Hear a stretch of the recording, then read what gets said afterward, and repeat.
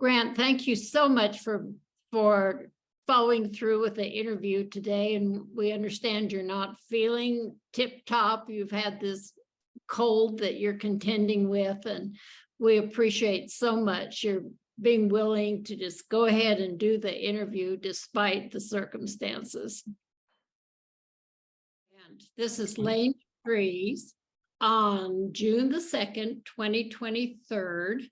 It's 9:45 Mountain Standard Time because I'm in Denver, Colorado, and 11:45 in Philadelphia.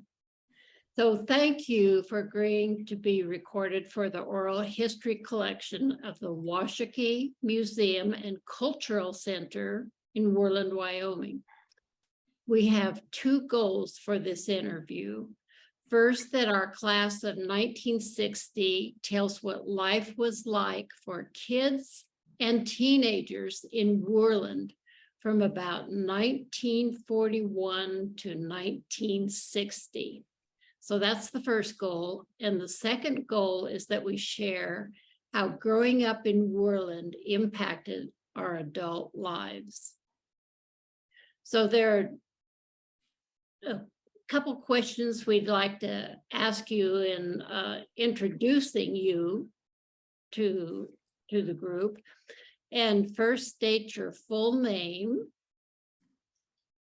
Yes, my name is Grant Masashi Ujifusa. Was there a nickname that you were known by, either an inside family name or a nickname in the community? No, I was the short of Masashi inside our household was Masa. So within the family, I was known as Masa, which is a shortened version of my And real then we stated you are currently in Philadelphia. Yes, we've been here for, Amy and I, my wife has been here for about 2 years. Great. Well, we're very interested in your family history and how the Ujifusa family, like several families of our classmates, they go back several generations in Worland. So we're curious about when the first generation of your family arrived in Worland, and what was the decision-making process that they went through to locate in Worland? Well, my grandfather worked as a laborer on Chicago-Burlington and Quincy Railroad, the CBQ. And he was among the laborers who brought the train tracks in on the wrong side of the river in 1906. And then they went on to build the tracks through Thermopolis and through the canyon, really, which was really tough, and beyond. For about 10 years, no, 7 years, from 1906 to 1913, he was a bachelor living in a rail car near Raritan, Wyoming, which is just south of Manderson. There's a siding there still where the rail cars were. These are boxcars. And in 1913, he had enough money to bring my grandmother over to the United States, saved up enough money.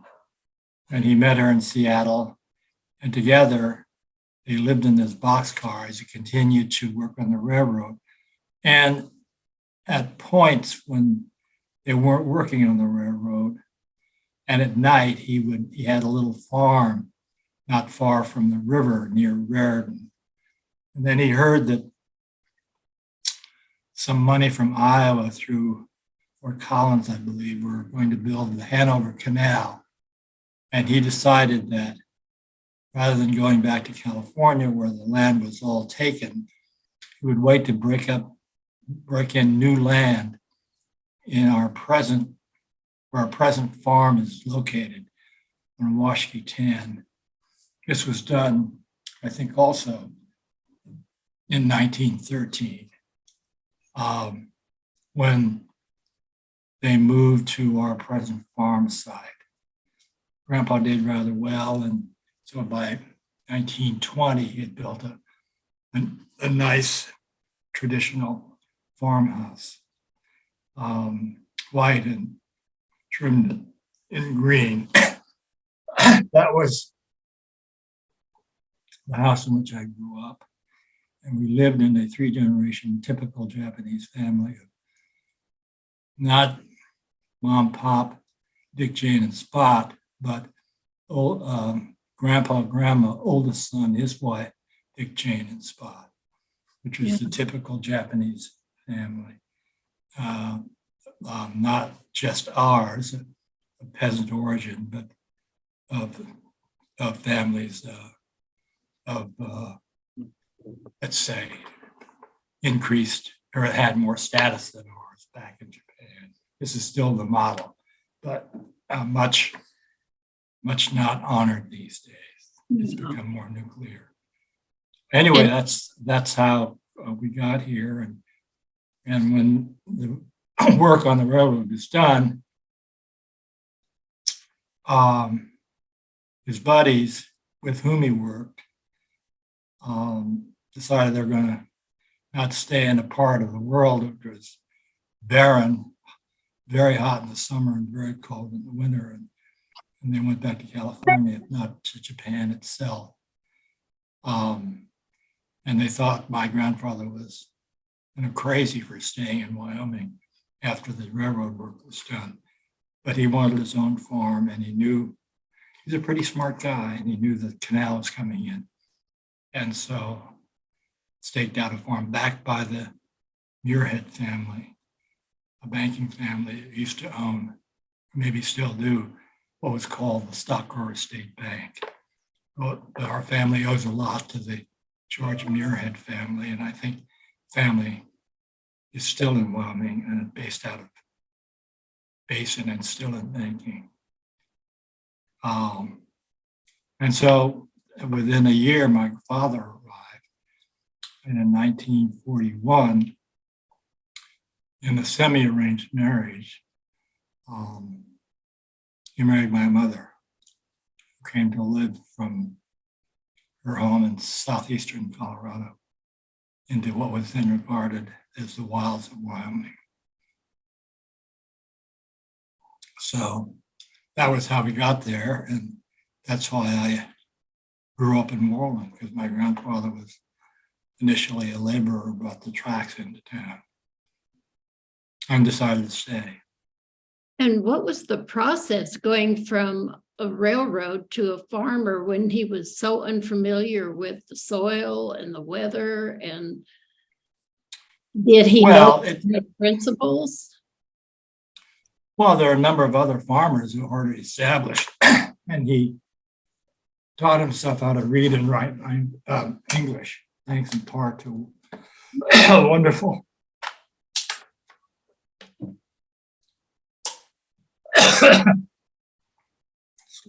school teacher in town named Helen Howell, legendary figure in town. And it's not as if it required very much intelligence to know how to farm. There are local farmers who could tell them this is when you plow, this is when you plant the beet seeds, this is when you irrigate. It didn't require, much book learning. Pick up local ways of farming, some of which are still observed, actually. But that's how we got to Worland, and that's how Mom got to Worland. She married into the family in 1941, and I came along in 1942, and grew up on the farm and in town. What are some of your memories of growing up on the farm? Mostly positive. Some years, were tougher than others when the crops didn't quite turn out the way we wanted them to turn out, or when the prices were not especially good. I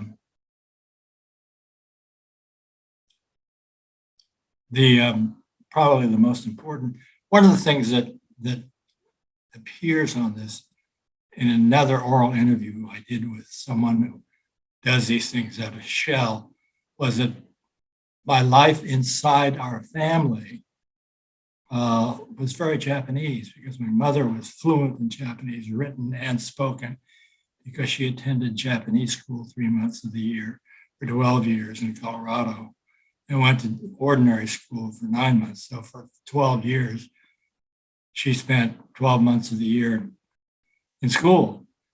So when she came into my father's family, she was fluent in spoken Japanese, and my grandmother and grandfather were there.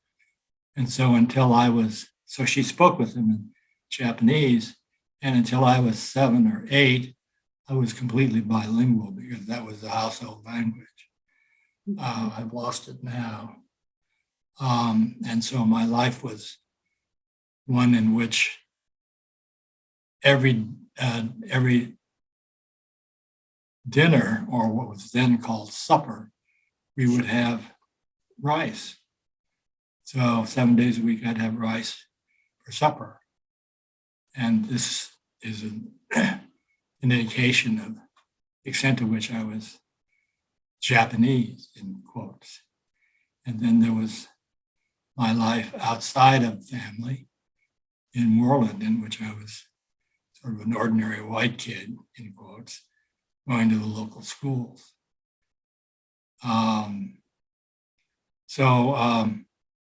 Some of my nicest memories of growing up were those involving my good friends through the 8th grade, namely Paul Engelman and Walter McNutt, sometimes Bill McNutt. And they would come out to the farm, and we would have a very fine time of it, swimming in the canal not far from the house, and doing other things equally non-productive, but we had a lot of fun. So that was life on the farm, and then there was lots of activities in which my mother insisted I take part in, including Cub Scouts, for example. I have a very nice memory of Cub Scout meetings in Dennis Bauer's mother's basement. And later, Dean Frederick's mother was also a den mother with my mother. So that was an early activity. And then one summer, the local Methodist Church wanted to do outreach to the local Japanese families. And they brought in a minister from Chicago who was Japanese. And this outreach program did not succeed with any other family than our own. And so we were brought into the Methodist Church, about which I have mixed memories. But one of the important things that happened during my experience in church, which is not available to those who did not join, I think, was that I was acquainted with some of the essential myths of Western civilization, which include, of course, Moses in the bulrushes, Moses receiving the tablets on Mount Sinai, the birth of Jesus, the story of the resurrection. These are fundamental myths of Western culture, which, if you did not attend the Christian church in town, you would be unfamiliar. So I became familiar with some of these essentials of Western civilization through the auspices of the local Methodist Church. And glad to be since in possession of them. I think it's hard for people who are not acquainted with that tradition, not to speak later the Renaissance, Enlightenment, and so on, to have a sense of what's going on in American life, without an understanding of these fundamental myths, which became second nature to me, important for my personal, social, and academic life. So I'm grateful for that experience, and grateful for my Cub Scout experience, and grateful for my mother insisting on whatever activity there was I was to be a part of. I was, for example, also a 4-year member of the Turkey Ag 4-H Club, in which I raised beef cattle, in which they became pets, really. They were fully domesticated, and you would lead them around with a halter in the local county, at the local county fair. So that was a very agricultural experience with a group of kids led by Ben and Harry Stroud, to whom I owe a lot. They're very busy, and they committed themselves to teaching us how to raise beef cattle. And we were not as successful at the local county fair as the fashionable South Flat 4-H Club. Nonetheless, I enjoyed that experience. Well, Grant, before we move on to the secondary school experience, as a small child, was your family affected at all by World War II and the after effects of it in society?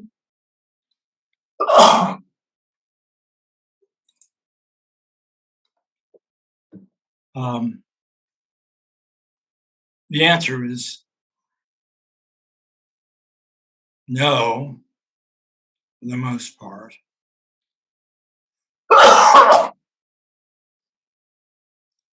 The exclusion, as the correct term now has it, of Japanese Americans during the war occurred within a 125-mile line drawn from the Pacific coast inland. And if you lived within 125 miles of the Pacific Ocean, you were sent to camp. In Worland, we were 1,000 miles from the Pacific Ocean. And so we were not excluded and did not suffer some of the terrible material and psychological damage that was done to Japanese Americans. In fact, as you know, there was a Japanese American internment camp set up between Cody and Powell called Hard Mountain. And my grandfather, during the winter when he was working on the farm, would drive to Hard Mountain and be waved in by the guards and waved out, even though he was racially qualified to be in the camp.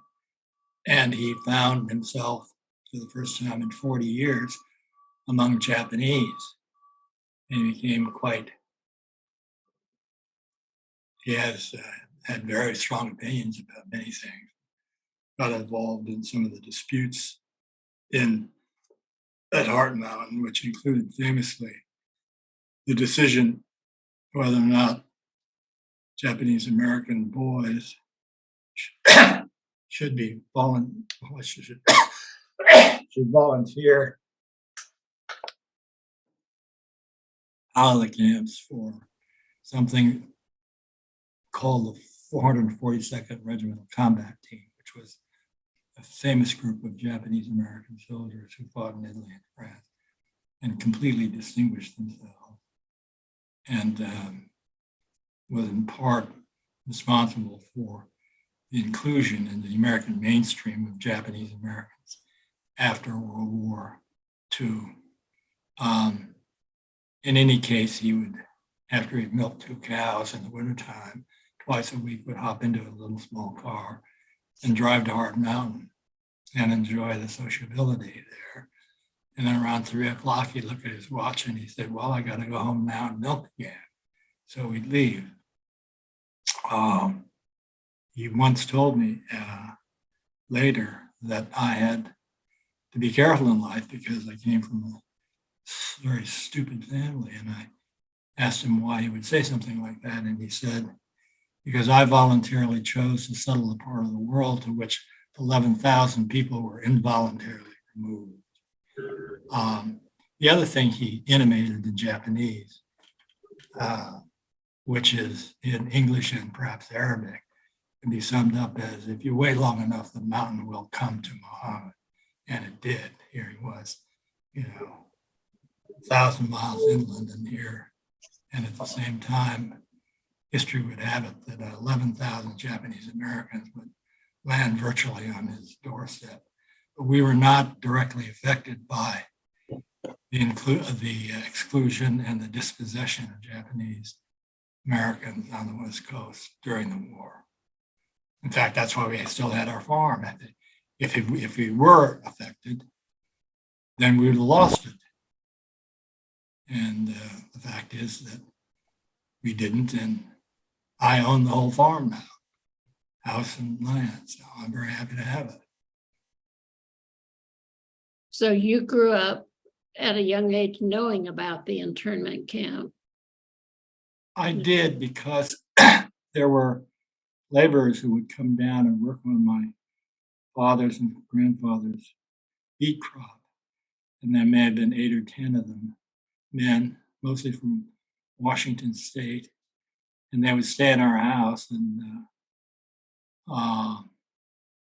during these various seasons in which we needed labor, thinning and harvesting, they were there with us in our house. And I remember one man in particular named Joe Ferruta from Tacoma, and I grew very fond of him. In fact, he was probably the first adult outside of family that I grew to say to myself, I really like this person. I like to be around him. And he would carry me around on his back. And we had a very nice time of it. And Joe I've completely lost touch, obviously. But he was one reason I got involved in redress, because I felt I owed it to Joe. Well, yeah, and you certainly have. Yes.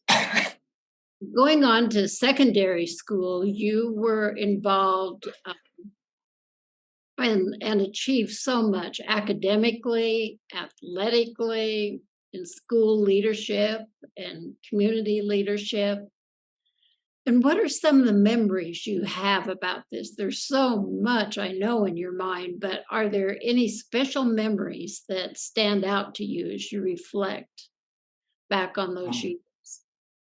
Well, I don't know about my leadership. I was a complete failure as freshman class president, not being able to construct a proper float for the parade.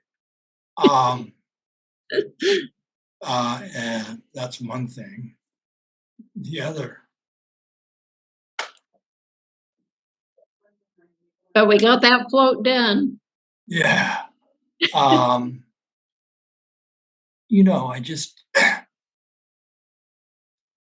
really loved playing high school football, so that was something I spent a lot of time in, and devoted myself to.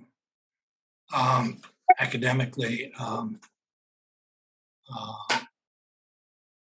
was expected by my mother to do well. I think you can sum up my experience in high school in 2 ways.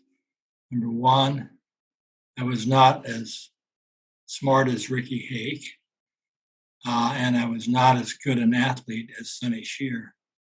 So I finished second in 2 important dimensions of my high school life. But I enjoyed high school, and thanks to attending Boys State, I learned that someone from the wilds of Wyoming could, even though you're not as smart as Ricky Hake, be admitted to Harvard because there was something called geographical distribution. And in those days, if you were Asian, you were considered not a threat. I mean, Harvard is now 30% Chinese and Korean. And in my day, there were only 8 Asians out of a class of 1,600 men. So I was an unusual kid from the wilds of Wyoming, and so the point is that my experience in Worland, and Frank Omani, who coached us on how to handle Boy State, allowed me to become the governor of Boy State. And once I became governor, I was sent back to Washington. And I learned that there were these schools that these other kids were going to visit while they were out there, including Brown and Dartmouth and others. And I asked them, well, what are these schools? And they said, well, these are very prestigious schools which we might attend. And I said to them, how could they be so prestigious when I've never heard of their football team? But then I wrote back to these colleges, and I was smart enough to understand that I was one of these kids in the wild that they wanted for their understanding of what diversity was. Because at that point, 55% of the kids who attended were these preppies from places like St. Paul, Exeter, and so on. And so they wanted someone like me to show up and add a kind of downscale balance to an upscale community. But all that I owe to people in Worland and the chance to go to Boy State, and I owe Frank Omani, who coached us on how to handle Boy State a lot. And I've never mentioned Frank before in any of these kinds of oral histories that I've done, and I'd like to do that now. And that was an important part of your life. It became an important part of my life. And I was completely absorbed in the life at the high school. And Grant, I remember a year that the Saturday Evening Post photographers and writers came to Worland, and they were out in the Badlands with Mr. Swartz and Yes. you and the group of parents and such, and tell the community about what your project was and how you became featured in the centerfold of Saturday Evening Post. I'm sorry.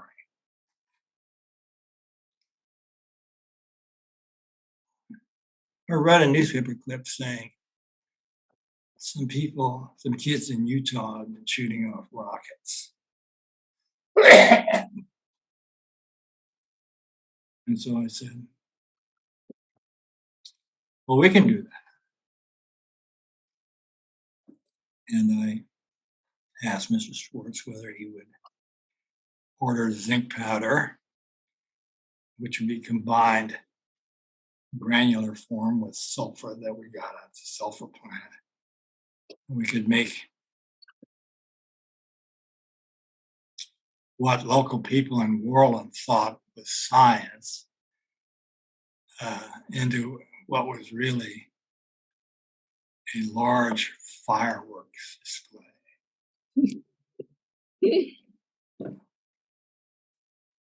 There was very little science to it, actually, but it was a lot of fun.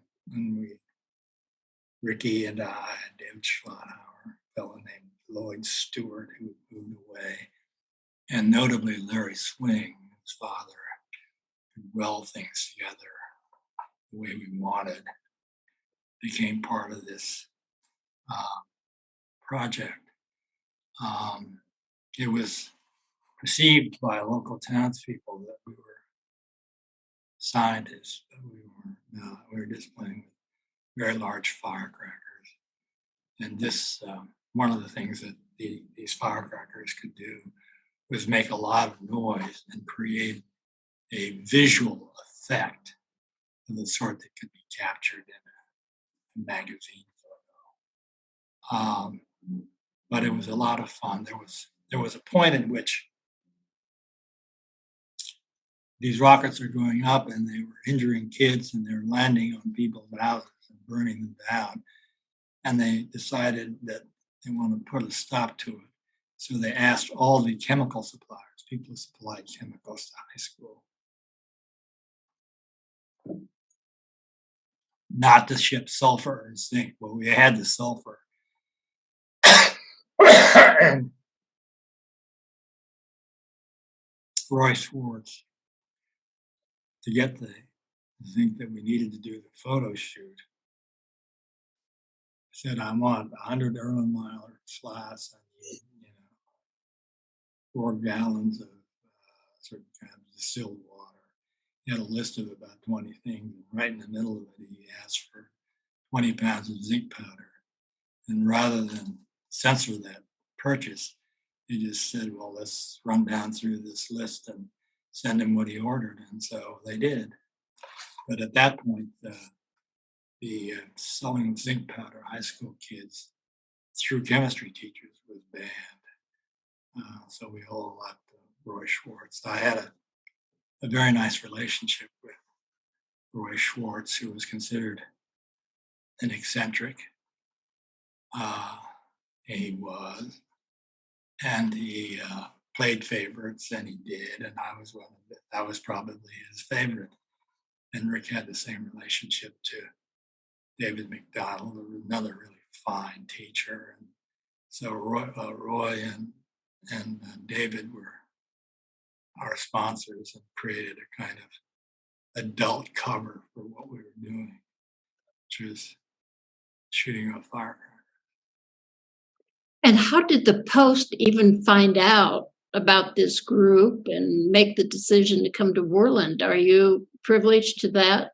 Yeah, there was a fellow, there was a photographer of the Post, Saturday Evening Post, in fact, was based not far from where I now sit, in Philadelphia. A Middle American magazine. This fellow, Jörn Gertz was his name, was a photographer based in Salt Lake City. And there was a story in the Worland paper that got picked up by AP saying these kids in Worland shot these rockets off. And in fact, it got picked up by ABC National Television on their 6:30 newscast.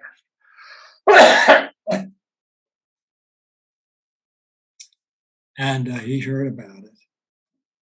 And so made a call to, I guess it was to Mr. Schwartz, and said, I'd like to come up and take pictures of whatever you're doing.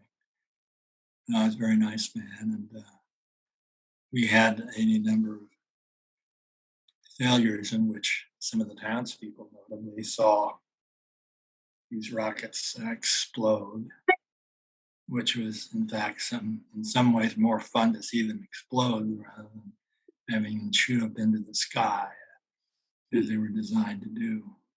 But Mr. Schwartz came up with the design for the little engine at the bottom, composed very cleverly of 4 pipe fittings he screwed together and screwed into the bottom of this little 4-foot rocket. And that was the one that was pictured in the Post. And it had it shouldn't have worked because Mr. Schwartz is a fine man, very smart man, but his engine had his rocket engine had no engineering basis as to why it should work, but it did. So that was a notable high school experience. In fact, Ricky Hake was so taken by this experience that he became, a rocket scientist and helped to develop the anti-ballistic missile system. So when you say, well, it's not rocket science, if you talk to Ricky, he was a rocket scientist. So he did rocket science. Mhm. And after he came home from college at Christmas, we would go out in the Badlands and try to replicate on the small scale what we'd done earlier as high school kids. But it was fun, more fun than science. Well, Grant, you've been very generous with your crediting the people of Worland and your family, teachers and such, which guiding you, through the early years of life. Is there anybody else in Worland as you look back that you would honor for their contributions that they've made in your growing up years? Well, I owe a lot to a couple of teachers. My second grade teacher, Miss Christ, taught me how to add and subtract numbers that included 3 and 4 digits. As a result of that, I developed a deep crush on Miss Christ, but wouldn't you know it, that very year she went off and married somebody else. The Charlotte, oh my God, my memory fails. Is it Charlotte Young? Sorry? Was it Charlotte Young? Yes, Mhm. I owe her a lot because she ignited or started my interest in American history and American politics. To Joe Kinlan, who was a math teacher and football coach, who um, taught me, in essence, you're never as bad as you think you are when you fail, and you're never as good as you are when you think you've succeeded. And then to Kathy's parents, I owe a lot too. They introduced me to an understanding of life that was, how should I say it, beyond what was encompassed by Worland. Dan had gone to Wharton School in Philadelphia, prestigious Ivy League operation. And Martha had gone to Cornell, and it gave me a sense of how that sort of understanding of things worked and could become part of my life. So I owe them a lot, and I spend a lot of time, as Kathy knows, at their house, enjoying their company and arguing with Dan. So it was a very important formative experience for me.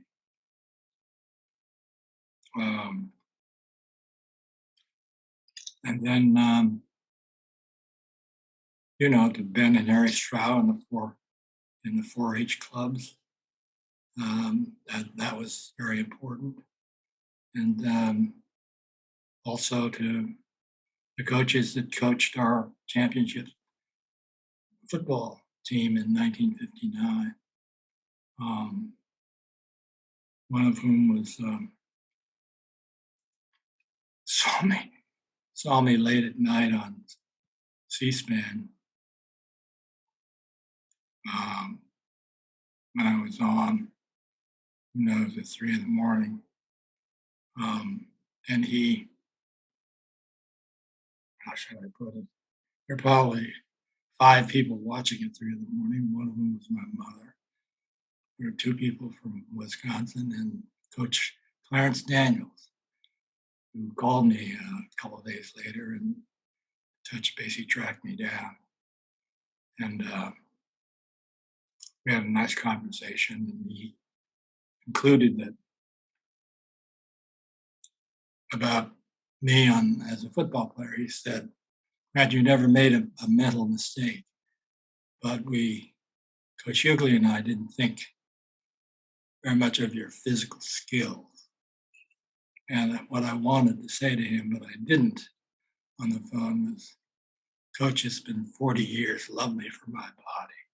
I didn't say that, and we had a very nice conversation. So I owe a lot to football coaches our senior year, And it's important, I think, in life, not only to know how to lose, but to know how to win. And these two people helped me make that understand, come to understand that understanding of life, which has served me well. So when I did, for example, redress, I was in it to win. The odds looked very long, but I was in it to win. And one of the deficiencies, I think, of Japanese culture is a tendency to look inward. Your group is in group, and it's very risk adverse.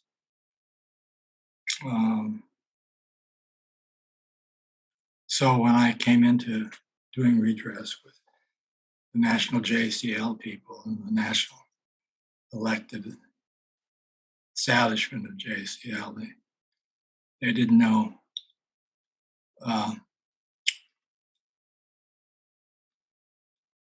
know what to make of me, really. And Grant, may I interrupt you for a moment for our viewers who don't know what redress is? I'm sorry? For our viewers that don't know what redress Oh, is, yes. could you explain that? And then I Yes, think I'm sorry. we'll understand your story better. Yes, this is a movement that began in the late 70s and lasted until August 10th, 1988. It's called the Japanese American Redress Movement, in which we petitioned redress of grievances to the federal government for our incarceration during World War II. And we wanted an apology, and we wanted $20,000 for everybody who went to camp, including little babies who were there. But you had to be alive on August 10th, 1988 to qualify. So nobody was dead before that date was eligible.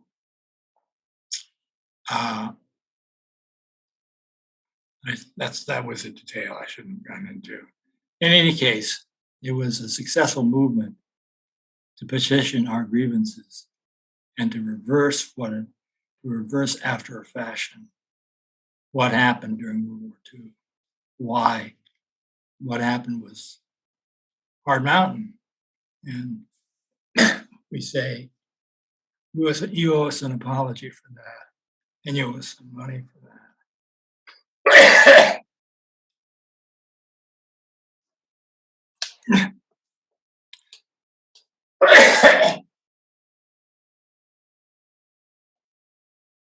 So our NAACP, which is called the Japanese American Citizens League, some elders from that organization asked me to lead the effort to make this happen.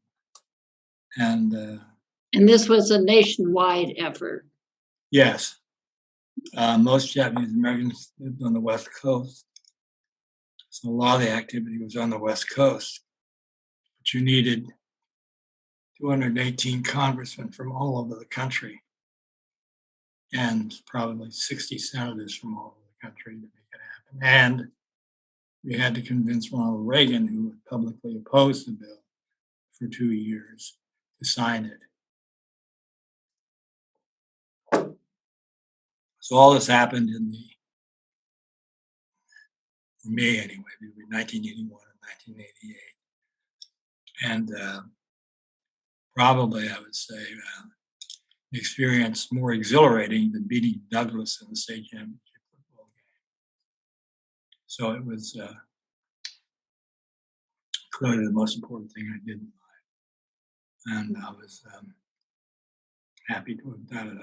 I was asked because for many years I co-authored a book called The Almanac of American Politics, which I'll say both Tim Russert and George Will called the Bible of American politics. It's well known inside the Beltway. Everybody had it. All the people in the White House, all the senators and congressmen. And what this book did was take every congressional district in every state and using numbers and words describe what, let us say, for example, the 3rd district of Minnesota was like, and why people voted the way they did in the 3rd district of Minnesota.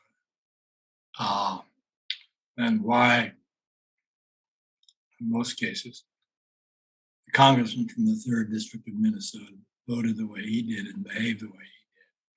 So you took all 435 of these districts in the 50 states and their governor in this one book. So what this book did, and still being published actually, first one came out in 1972. What this book I have a gave me copy was of the book. access. I'm gonna get a copy of the book to show on the screen. So go ahead, Grant. So what this book did was give me access and to anybody I wanted in Washington. And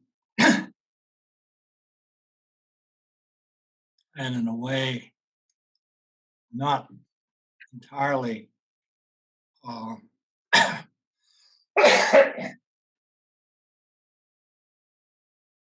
not entirely cricket, was suggesting to someone I was trying to convince to vote for the bill that your write-up in the next edition of the book might not be as favorable as you would want should you not vote for the bill. That was not using my quote press credentials in an entirely legitimate way, but I didn't care. An effort that required 6 numbers on a lotto ticket. We had to have every one of those numbers. And as it turned out, we got all 6, including Reagan's change of mind and deciding to sign the bill. I'll make a quick story of why he changed his mind. S.I. Hayakawa, conservative senator from California, Ed Meese, attorney general, really didn't like this bill. And Hayakawa had convinced the president that the only people who wanted this were student radicals on the left, the kind that he pulled the plug on in San Francisco State during the riots. This is untrue. And what we did is we knew that in 1945,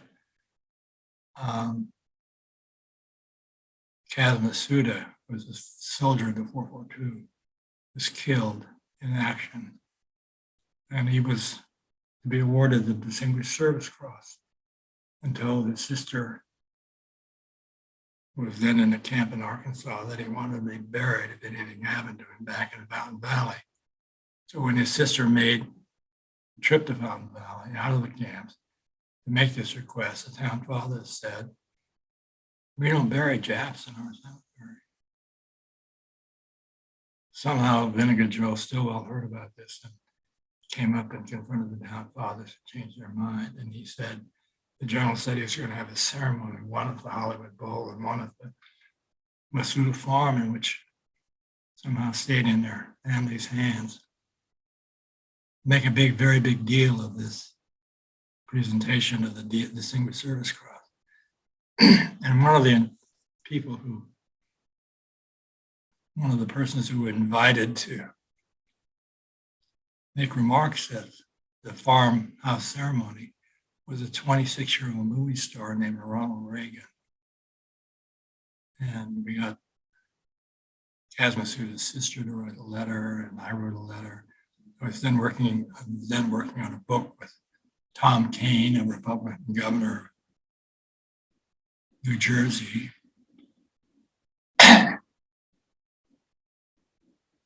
And Tom lobbied Reagan personally when Reagan came up to campaign for state legislators, Republican state legislators. And so we got word into, you need access, and Tom was the access. And he sent my letter, Kaz's sister's letter, and his own letter to Reagan in the pouch, so-called, which was a direct line into Reagan from all Republican governors. And Reagan said, I remember that ceremony at the farmhouse, and I'm changing my mind on this and overruling Ed Meese. And so we got a signature after 2 or 3 years of public opposition from the Reagan administration. And it was a profound experience for me, even more memorable, I have to say, than winning the state championship in Douglas in 1959.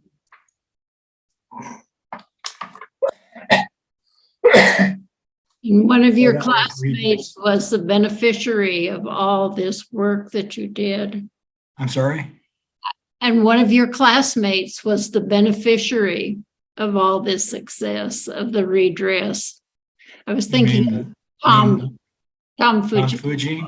Mhm. Yeah, I didn't know that he was in camp. Another beneficiary was Decker. I And didn't know about Decker. Yeah, no, Tom definitely. Mhm. yeah, and Decker and Ron. Oh, Ron also. Yeah. Oh. So Uh-huh. anyway, I was happy to. I think also the Tanaka sisters were beneficiaries. The Tanakas were in some ways a hidden family, though some of them were cheerleaders. Mhm. But I think they were in camp, one of the camps, maybe Hard Mountain, but they ended up on Washington Mhm. in circumstances that were not the best. And I think those circumstances were the direct result of the father and mother being sent to camp. Well, many, many grateful people, Grant. Well, maybe so, Mhm. but it was something that I was proud to do and happy to do. And I And made many very good friends along the way. Though I have to say, some years after this had happened, I had just sort of said, well, that was that part of my life, and walked away from it. And then actually Kathy helped really in a lot of ways to convince me to do this, and then had a hand in helping me do it. So I looked up after maybe 15 years after having left the effort and not having done anything to say that this is what I did, to find myself written out of the story. So I spent some years with Kathy's help and others telling the story. And the thing that I could bring to the story was a kind of granularity, as the phrase now has. I could bring specific dates, people, how, when, and where all this happened. And some of the others perhaps would say, well, we wrote letters and did street demonstrations and we won. Oh, that's not how it happened at all. But anyway, that part of my life has been reconstituted, and I'm happy to say that it has. But this came well after I left Worland and well after I graduated from college. so through this experience, you've seen the very best of human nature and some that isn't. So yeah, it's one of the things that happens in Worland as growing up.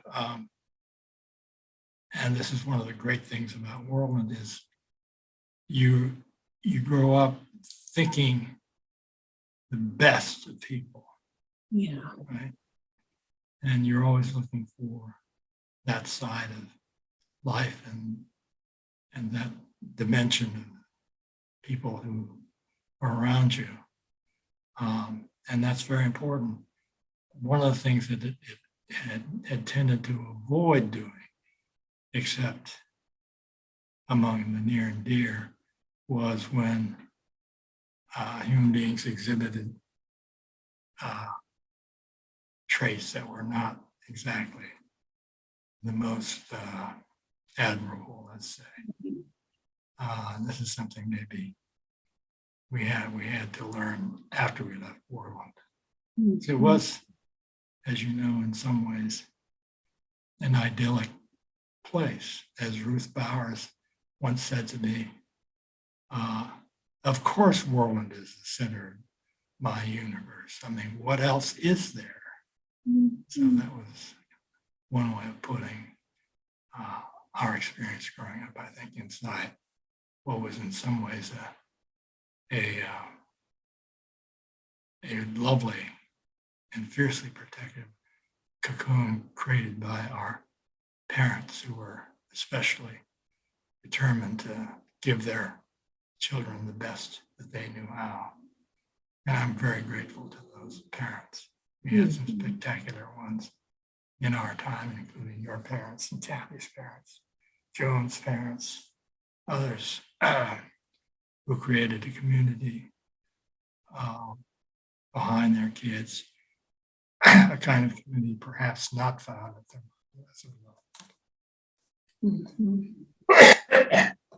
Well, they certainly did enrich our lives through their community action and their caring. I'm sorry.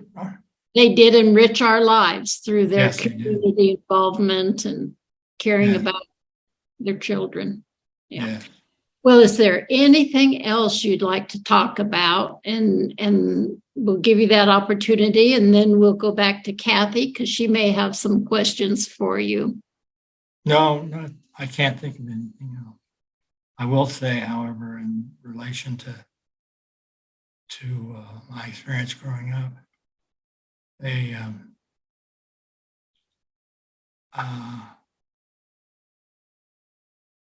Worland, my gratitude toward our parents. A Buddhist priest once said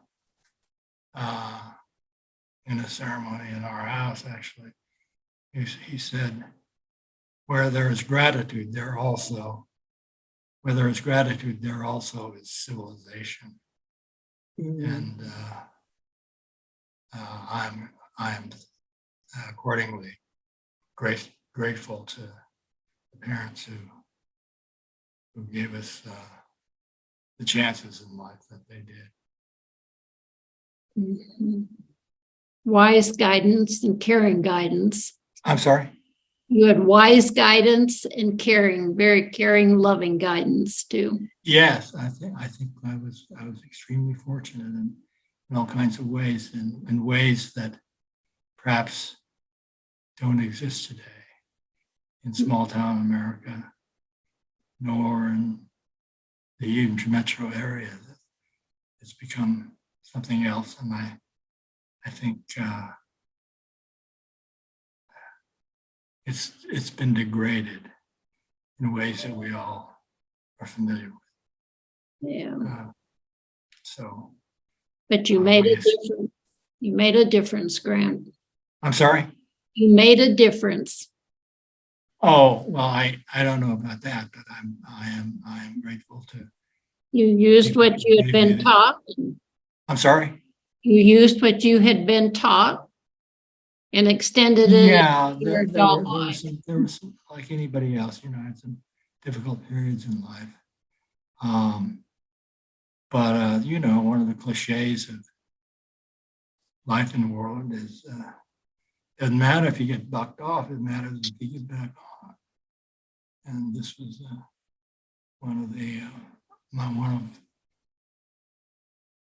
one understanding of my life that I absorbed from the white culture in the world. The Japanese culture, when you get bucked off, very shameful. And one of the deficiencies, I think, of Japanese culture. Too much shame and not enough inward understanding of things. Mhm. But anyway, that's a whole different topic, and we won't get into. Well, Kathy, what questions do you have for Grant? I only have a few. Grant, we've been doing these interviews and we've talked to a number of kids who were raised on farms. Yeah. And they talk about getting up in the morning and before dawn and all the chores, and then having to go to school, back from school right away because they had all these chores and they'd finish the chores just in time for dinner. It sounds like your mother made sure you were in town doing town kid things. I wonder if you could talk about how your parents, as farm parents, were able to do without you doing chores, or were you doing those chores and the town things? That's an interesting question. And an important one that I'd not really given much thought to till this very moment. In the morning, I did my share.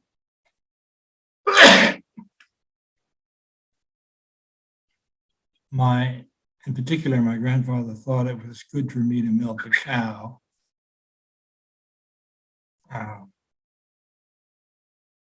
Twice a day, actually, because a cow doesn't celebrate Christmas or Thanksgiving. And so in the morning, before going to school, I milked the cow and I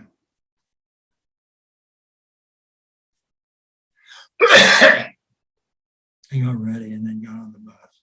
Later, I have a Chevy that I would drive into town. And one of the things that I remember about that experience is that sometimes I didn't want to change my shoes between milking and into my school shoes. And I would just tiptoe through the tulips in my school shoes, milk the cows. And then one of my classmates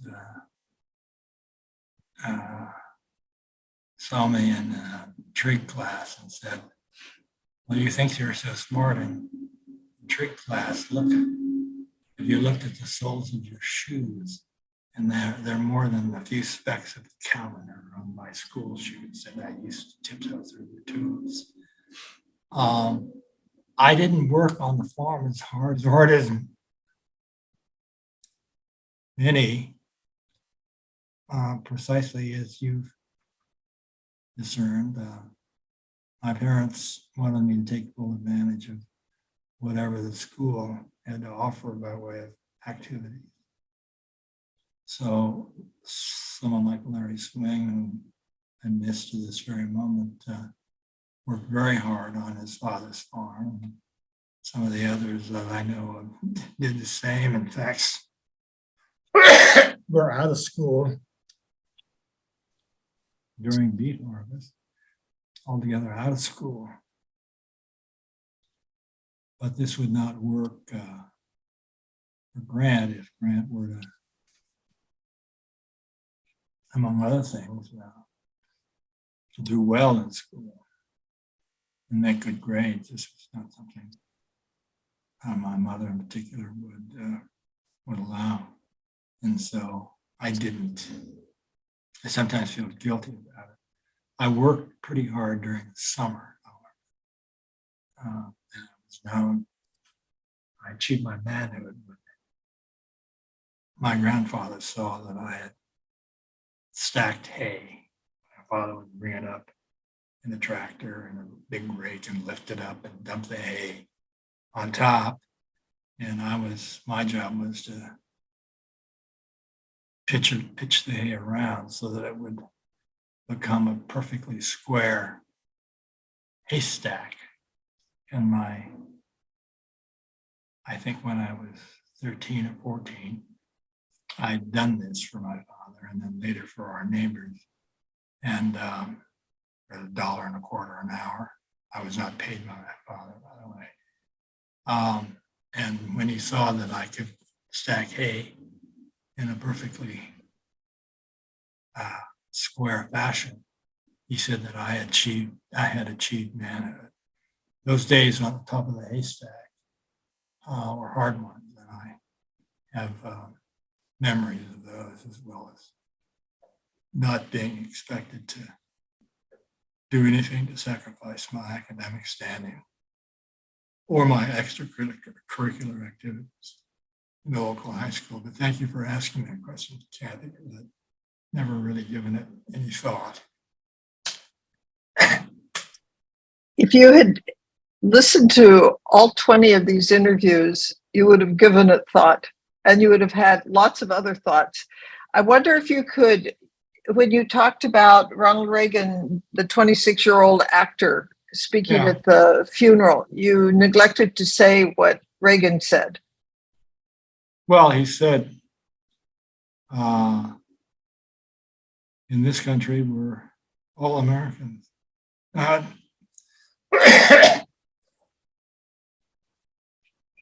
And doesn't matter what color you are. And so we're here to honor one of our own. Stillwell said, well, look, these Sunshine Patriots, something just about how much they loved America. Did they give up their lives for the sake of the country and for its ideals? No, they simply said we don't want chaps buried in our cemetery. Did he say that they were Sunshine Patriots that were saying no? No, Reagan did not. But Vinegar Joe Stillwell, in his remarks, did not say it quite as strongly as that, but said as much. He said, well, we all stand here and we ask ourselves, who is the better American? Who is the most American among us? And this was, I think, a slap at the town fathers who had initially denied permission for Cass to be buried in the local cemetery. It'd be terrible, wouldn't it, if Tommy Fuji or Decker were in similar circumstances and someone at the courthouse said, we're not going to bury Tommy Fuji in our cemetery because he's a Jap.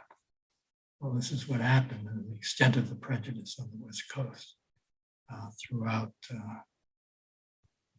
from the time the Japanese Americans arrived until after the war. It was really quite something.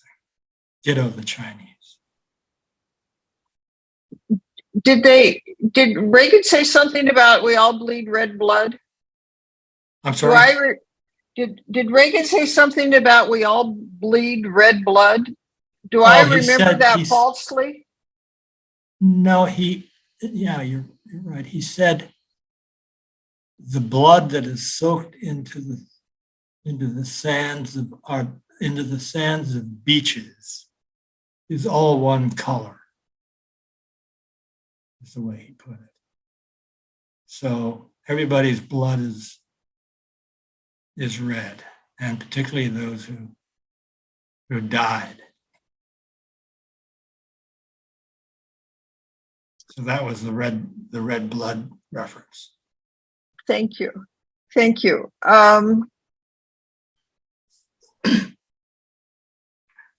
Those are all my questions.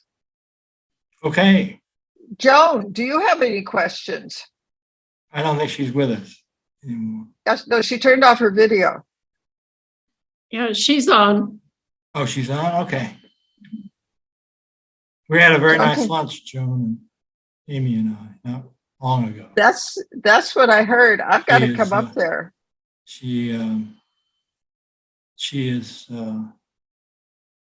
known by my mother and others who knew her in Denver as really a person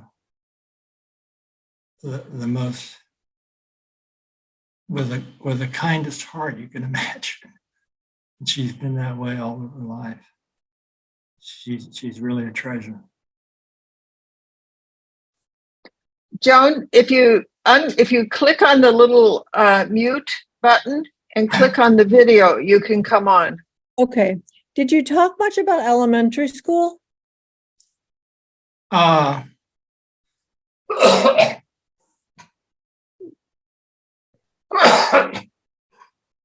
We talked about the Cub Scouts and all the activities. Yeah, my first, I talked about my first love, Miss Chris.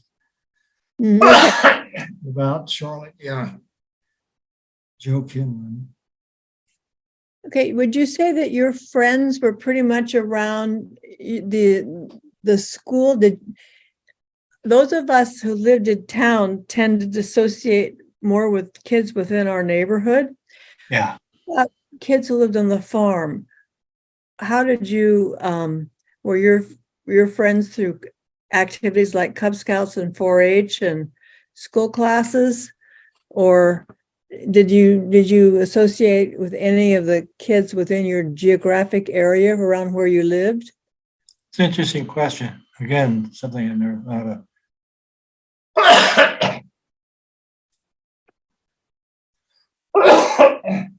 I'm sorry. Not really. I mean, I had my best friends in elementary school were Paul Engelman and the McNutt brothers. These are both town kids. And then later, Lowell Peterson and Bill Day, who were town kids. So I didn't associate myself. Larry Swing was kind of a partner in the Rocket Project, but he was not someone. He was an FFA kid and not in chemistry class. So he was not, quote, a friend of mine as I came up. Although his parents, Glenn and Betty Clare, were friends of my parents. And they would joke that Betty Clare and Glenn were married one day before my parents in December, I think 3rd and 4th of 1942. And Larry arrived one day before I did in 1942.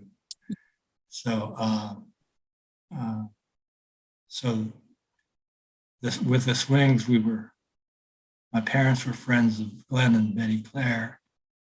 And I saw Betty Clare when she was dying in the hospital. It's just a part of Worland's laconic way of understanding life. She was dying and she was in a gurney, lying flat on her back, waiting for something to happen to her. And I'd been looking for her in the hospital, and I found her in this gurney in the hallway. And I came up to her and looked down at her, and I said, "Betty Clare, so good to see you. How are you?" And she said, "Well, I've been better."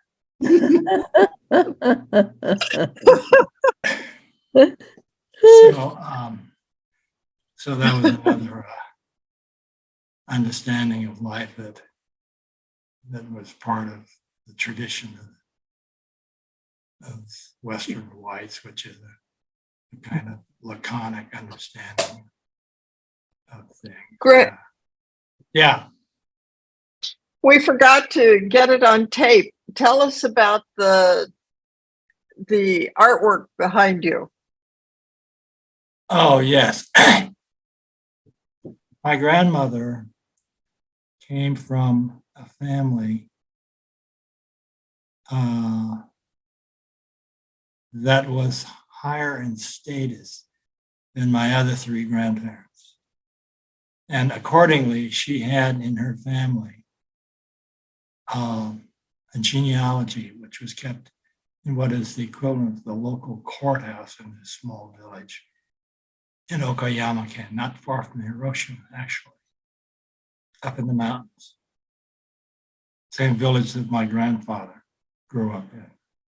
They were married, an arranged marriage, before Grandpa left. So Grandma had to wait maybe 10 years before joining him. She was not a picture bride, in which people from the village showed pictures to guys in the US, and you were married to the person, the woman who was coming down the gangway. That was your wife. Many of the Japanese families were formed that way. She was not one of them. And so this is a genealogy kept at the local courthouse of a family, my grandmother's family, that came down on the male line. And it started in 1588, and it ended with my grandmother's notice at the right. No, you read from right to left, so it's on the extreme left side. But my grandmother's marriage to my grandfather is unusual because there was a woman being allowed on the genealogy. It came to my grandmother because her two brothers were school teachers, and they were sent to what was then called Formosa, which the Japanese had captured in the Russo-Japanese War, to teach school.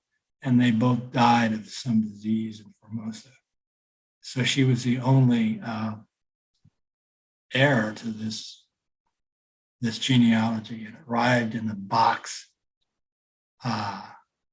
with irregular letters saying Bighorn County, Wyoming, USA.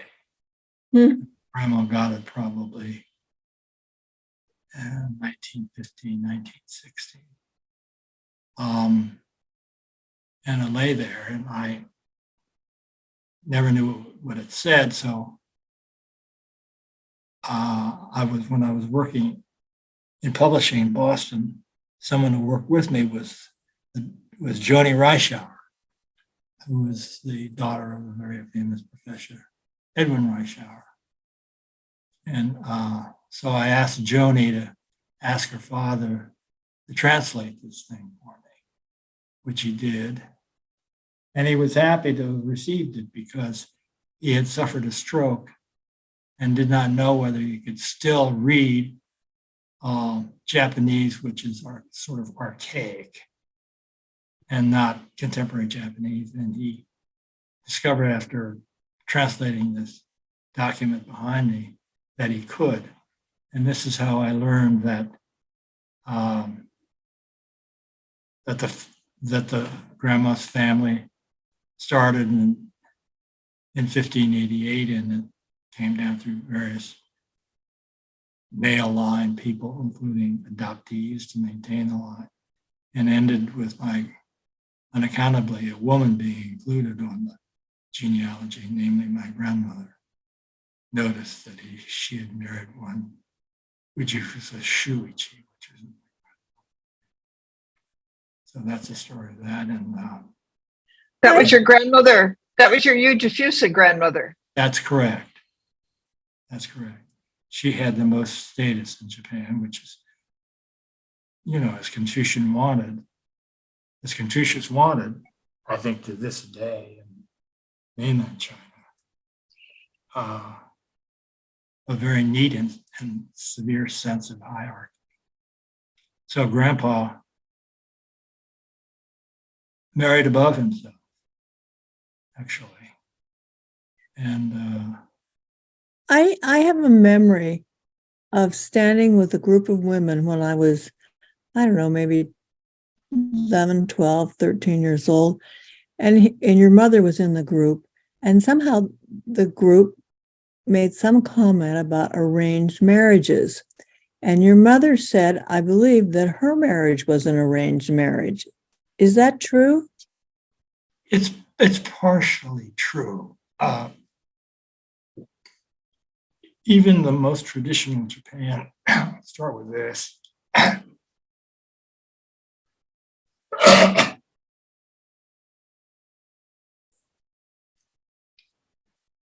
For most of human history, marriage was not a romantic institution. It was, by any means, it was an economic institution, right? And so we found in Japanese peasant culture,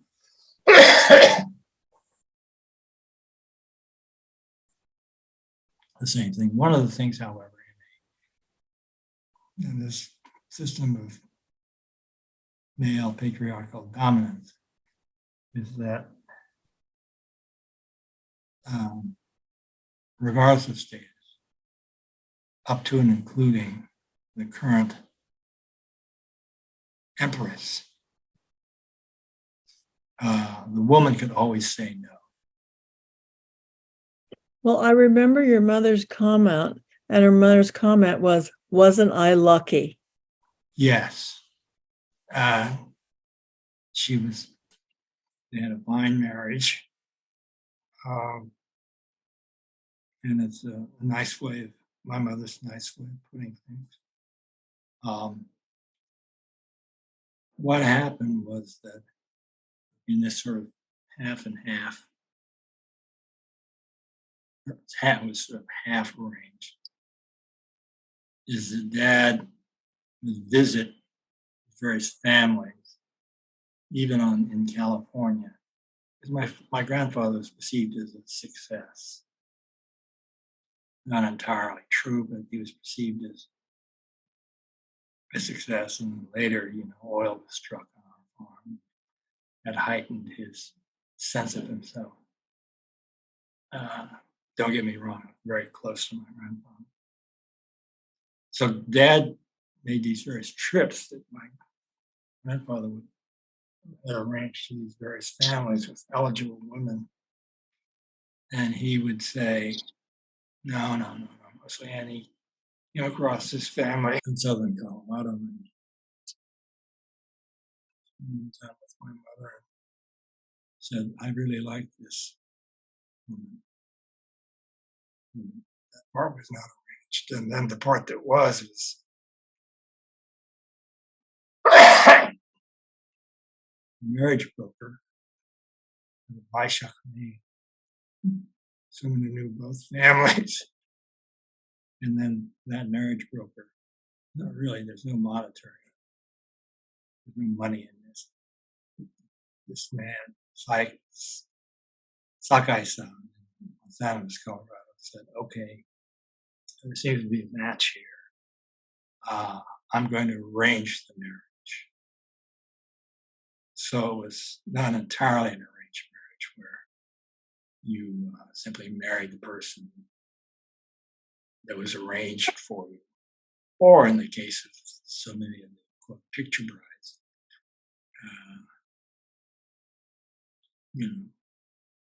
Kathy walked down the gangway and met her husband, John Saito, for the first time.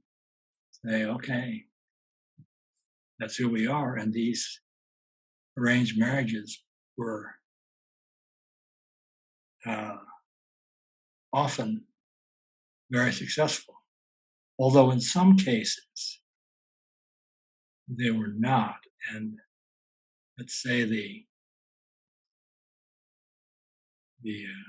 male, the husband, was abusive, then there were cases in which the women would run away. It's hard for them to do, but they did. And one such case was, I think it's okay to say now, one such case was the Sato family basin where Mr. Sato was a great fisherman and worked on the railroad all of his life. And he ran away with a woman who found her husband abusive. So there are cases.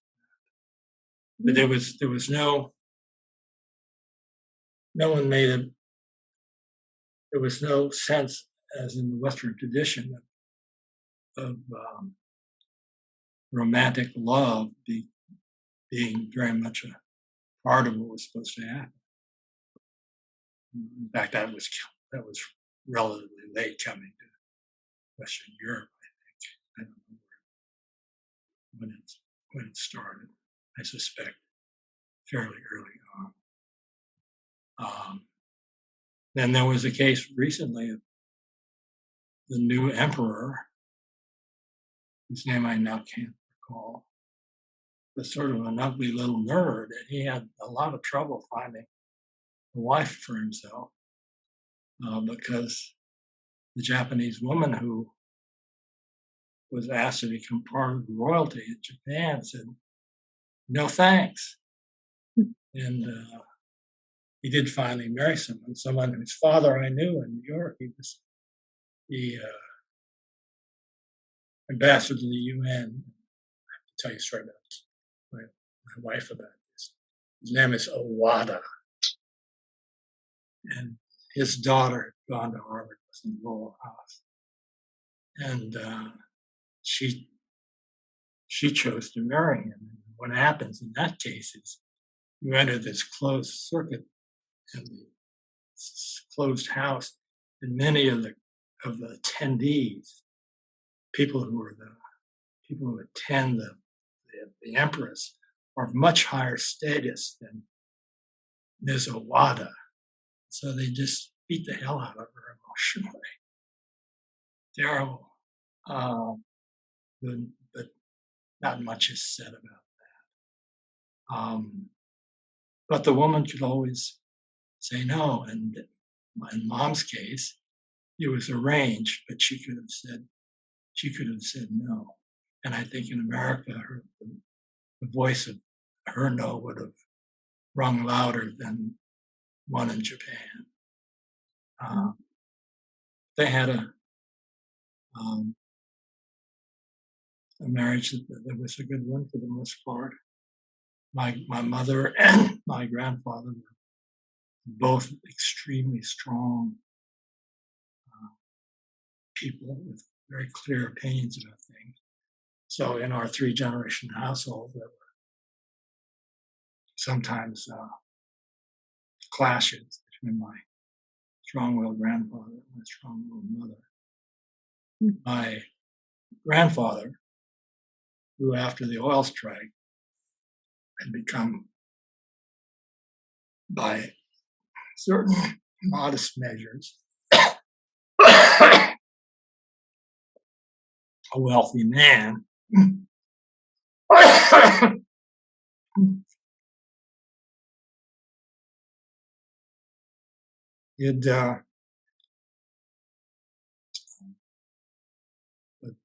wealthy and powerful men in Japan often do. He took a mistress. He was up in Montana. In fact, there's a Japanese version of the New Yorker, which was a cartoon. He was this man lying in bed reading next to his wife. And the wife turns to him and said, "Why aren't you out with your mistress? You're embarrassing me being home." So the mistress was the indication of power and status. In any case, as the recording that this Carla Mowell out of Shell did, we'll show you if you ever watch it. She does a really, really very nice job. So the part that was hidden from Kathy and Joan and Lane about my life in Worland was that half of my life in Worland was very Japanese.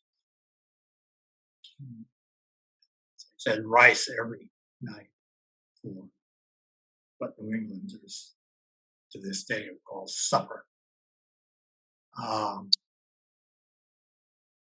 So, you know,